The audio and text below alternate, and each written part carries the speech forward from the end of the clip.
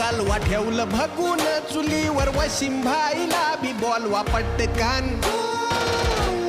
आया की 2 मिनिट में घे मटण ते धुवून तवर कांदा घे परतून नीट ध्यान दे जाई करपून घे मसाला बिसाला हळद मीठ लावून मग भगुन्यात टाकून थोडा अळणी काढ त्यातून मग भगून ठेव झाकून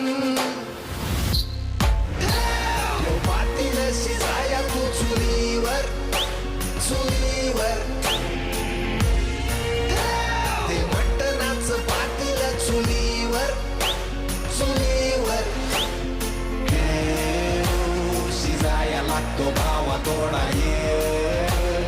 साधा नाही मटणाचा खेळ ते मटण शिजाया